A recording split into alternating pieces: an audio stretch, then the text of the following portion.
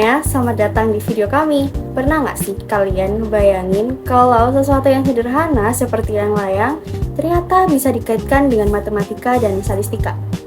Nah, saat membuat layang-layang, tentu tidak semuanya itu berjalan sesuai harapan kita. Ada yang berhasil terbang tinggi, ada juga yang gagal karena berbagai faktor. Nah, dari kondisi seperti ini, ternyata kita bisa menganalisis peluang keberhasilan dan kegagalannya menggunakan konsep distribusi binomial. Oke, di video kali ini kita akan membahas sebuah studi kasus tentang penerapan distribusi binomial pada keberhasilan dan kegagalan dalam pembuatan layang-layang. Jadi, simak sampai akhir ya, karena kita akan membahasnya dengan cara bahasa yang ringan dan mudah dipahami. Oke, sebelum masuk ke pembahasan inti, kita akan bahas dulu nih mengenai konsep dasar yang digunakan dalam penelitian ini, yaitu distribusi binomial. Distribusi binomial sendiri merupakan distribusi probabilitas yang digunakan untuk menghitung kemungkinan keberhasilan dalam sejumlah percobaan. Dalam konsep ini, setiap percobaan hanya memiliki dua kemungkinan hasil, yaitu berhasil atau gagal. Selain itu, setiap percobaan dianggap saling independen atau tidak saling memengaruhi, atau peluang terjadinya keberhasilan pada setiap percobaan itu tetap sama. Pada studi kasus ini, konsep distribusi binomial diterapkan pada proses pembuatan layang-layang, karena dalam proses tersebut terdapat dua kemungkinan hasil, yaitu layang-layang berhasil dibuat atau mengalami kegagalan.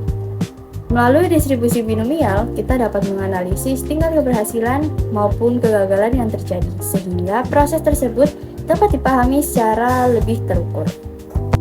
Selanjutnya yakni rumus distribusi peluang binomial. Jadi rumus ini itu digunakan untuk menghitung peluang terjadinya suatu keberhasilan dalam beberapa kali percobaan tertentu.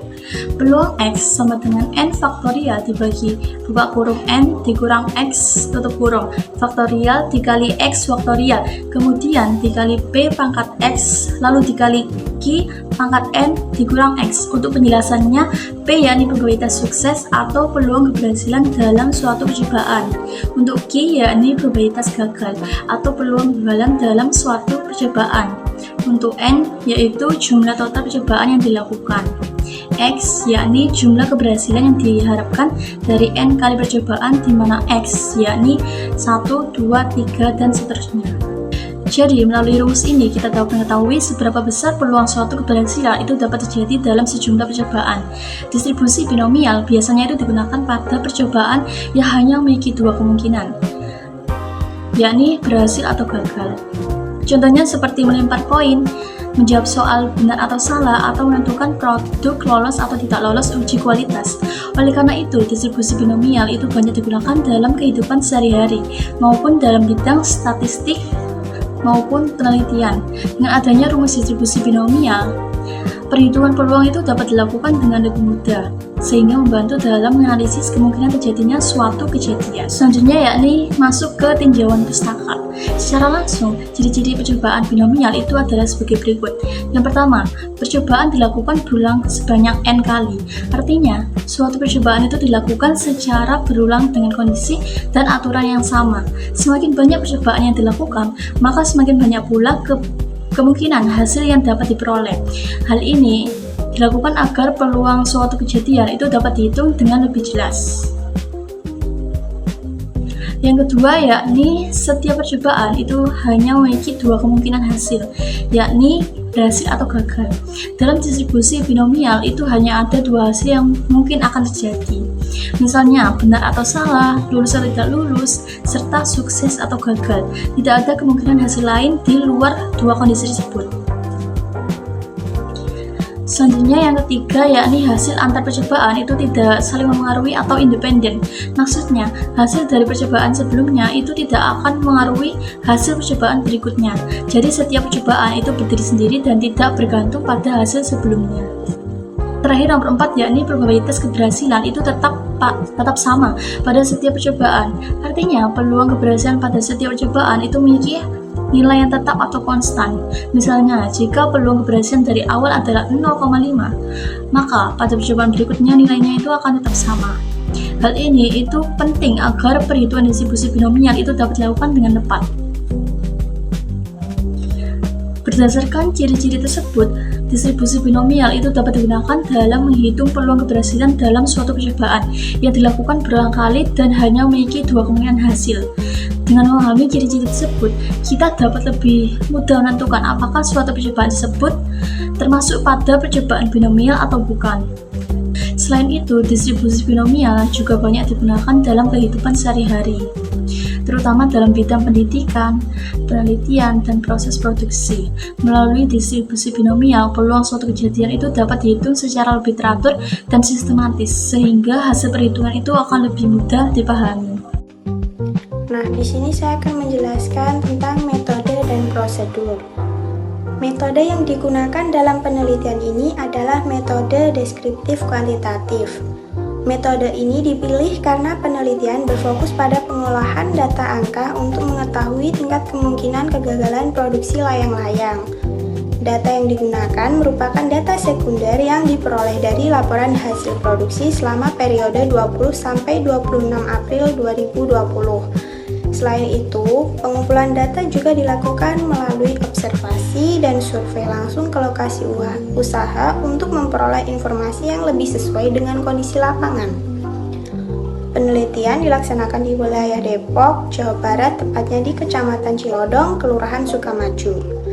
Data yang dianalisis meliputi jumlah produksi harian serta beberapa bentuk kerusakan produk seperti kerusakan bahan, kerusakan rangka, dan ketidaksesuaian bentuk. Seluruh data tersebut kemudian diolah untuk mengetahui tingkat kegagalan produksi menggunakan pendekatan distribusi binominal. Oke, di bagian ini kita masuk ke hasil dan pembahasan dari penelitian yang telah dilakukan. Data yang digunakan dalam penelitian ini diperoleh dari hasil produksi selama 1 minggu, yaitu mulai tanggal 20 sampai 26 April 2020. Dari tabel yang ditampilkan, kita bisa melihat jumlah produksi setiap harinya. Misalnya, pada tanggal 20 April, jumlah produksinya sebanyak 22 unit. Kemudian, 21 April sebanyak 20 unit. Dan seterusnya hingga tanggal 26 April. Nah, setelah data produksi diperoleh, langkah selanjutnya adalah menghitung probabilitas atau peluang terjadinya kegagalan atau keberhasilan dalam pembuatan tersebut dengan menggunakan metode distribusi binomial.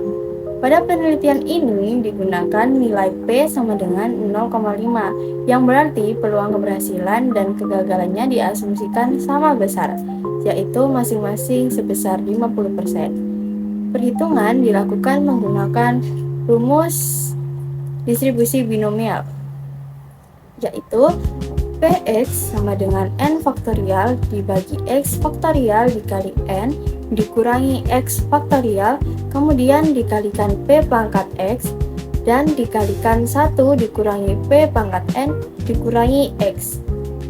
Nah, selanjutnya nilai-nilai yang diketahui kemudian dimasukkan ke dalam rumus, seperti jumlah produksi atau N, peluang keberhasilan atau P, dan jumlah kejadian yang diamati atau X. Dari hasil perhitungan tersebut diperolehlah nilai probabilitas yang dapat digunakan untuk menganalisis tingkat keberhasilan dan kegagalan dalam proses produksi layang-layang. Nah, selanjutnya ada perhitungan binominal.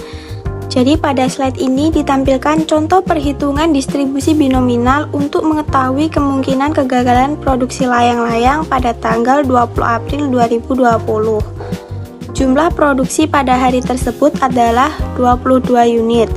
Rumus distribusi binominal yang digunakan adalah Px sama dengan NCx dikali P pangkat X dikali 1 min P pangkat NX. Keterangannya yaitu N adalah jumlah produksi, X adalah jumlah kegagalan, P adalah peluang kegagalan, dan 1 min P adalah peluang tidak gagal. Nah, di contoh ini N-nya itu sama dengan 22, sedangkan P-nya 0,5. Lalu dihitung peluang dari P0 sampai P4.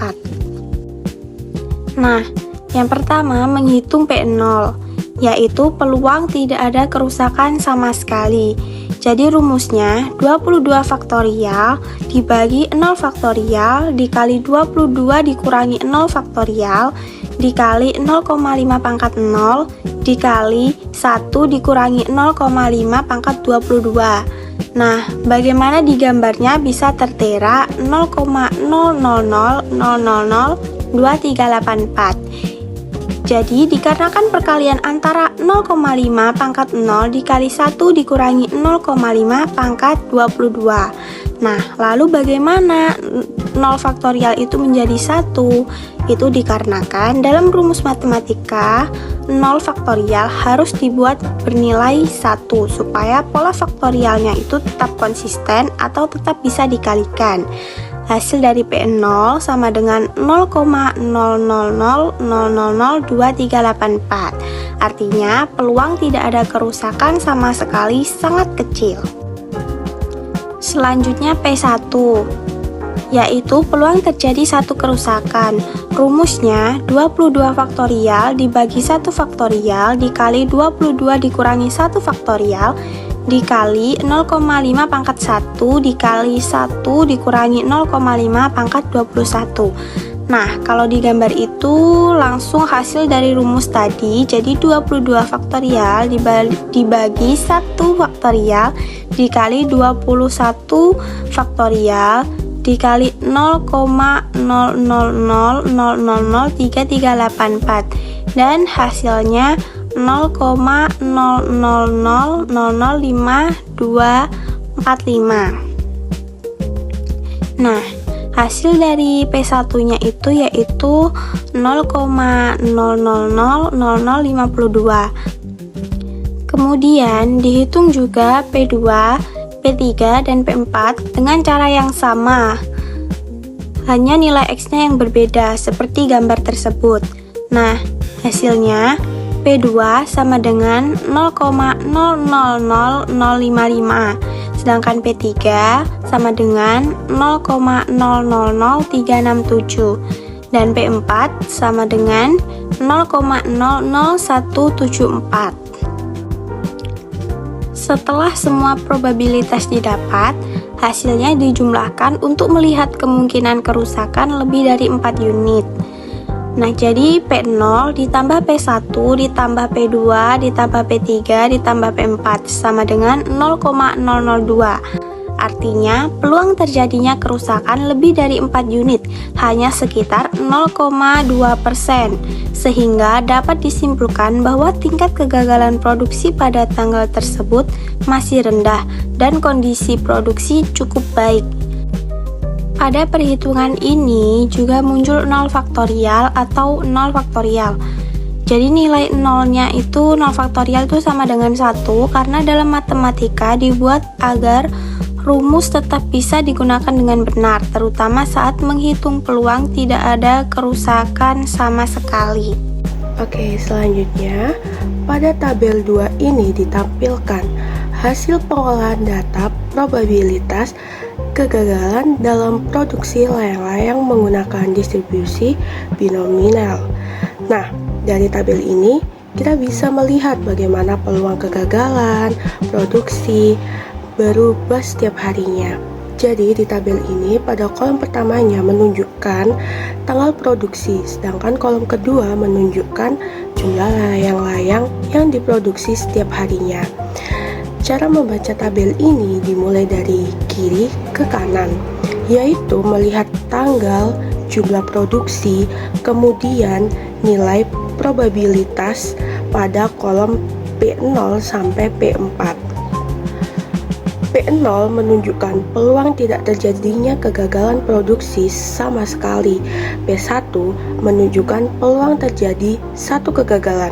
P2 menunjukkan peluang terjadi 2 kegagalan, dan seterusnya sampai P4 yang berarti peluang kegagalan lebih dari atau sama dengan 4 unit.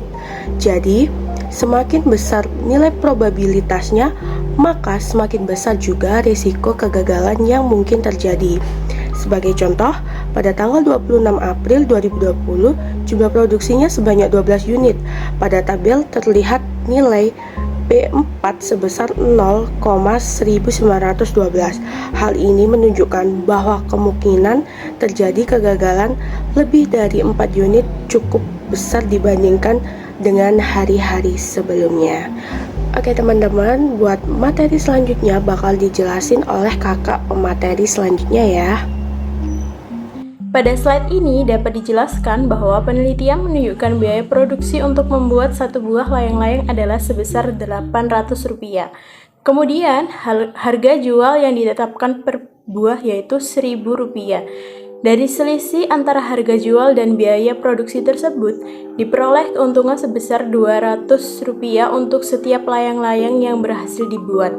Nah, selanjutnya, pada tabel dapat dilihat data penjualan layang-layang selama beberapa hari, mulai dari 20 April hingga 26 April 2020. Setiap harinya jumlah penjualan berbeda-beda, namun harga jual tetap sama yaitu Rp1.000 per buah dan biaya pembuatannya Rp800 per buah. Nah, sebagai contoh pada tanggal 20 April terjual sebanyak 22 layang-layang sehingga total pendapatan yang diperoleh yaitu Rp22.000. Nah, karena keuntungan setiap layang-layang itu Rp200, maka total keuntungan yang diperoleh dari hasil hari tersebut sebesar Rp4.400. Dari mana? Yaitu dari jumlah layang-layang yang terjual dikalikan dengan keuntungan setiap buah layang-layang. Nah, kemudian pada tanggal 21 April, jumlah penjualan sebanyak 20 buah dengan total keuntungan Rp4.000. Lalu pada tanggal 22 April, terjual 17 buah dengan menghasilkan keuntungan Rp3.400. Pada tanggal 23 April, penjualan kembali meningkat menjadi 22 buah sehingga keuntungan yang didapat sebesar Rp4.400. Kemudian selanjutnya pada tanggal 24 April jumlah penjualan penurunan menjadi 15 buah dengan keuntungan Rp3.000. Pada tanggal 25 April terjual 19 buah dan menghasilkan keuntungan Rp3.800. Sedangkan tanggal 26 April penjualan sebanyak 12 buah dengan keuntungan Rp2.400. Nah, berdasarkan data tersebut dapat disimpulkan bahwa semakin banyak jumlah layang-layang yang terjual, maka semakin besar juga keuntungan yang diperoleh. Nah, hal ini menunjukkan bahwa usaha layang-layang memiliki penjualan peluang keuntungan yang cukup baik apabila penjualannya terus meningkat. Baik, kesimpulan dari materi tersebut yakni distribusi binomial dapat digunakan untuk menganalisis tingkat keberhasilan dan juga kegagalan dalam suatu proses produksi, karena setiap percobaan itu hanya memiliki dua kemungkinan hasil, yakni berhasil atau gagal. Penerapan distribusi binomial itu membantu memperkirakan risiko kegagalan yang dapat terjadi selama proses produksi sehingga dapat menjadi bahan evaluasi untuk meningkatkan efektivitas dan keuntungan usaha. Jadi, distribusi binomial itu membantu mengetahui peluang keberhasilan dan juga kegagalan sehingga dapat digunakan sebagai bahan evaluasi dalam proses produksi. Baik, sekian penjelasan dari kelompok kami. Mohon maaf apabila ada salah kata. Wassalamualaikum warahmatullahi wabarakatuh. Labana al Yahweh.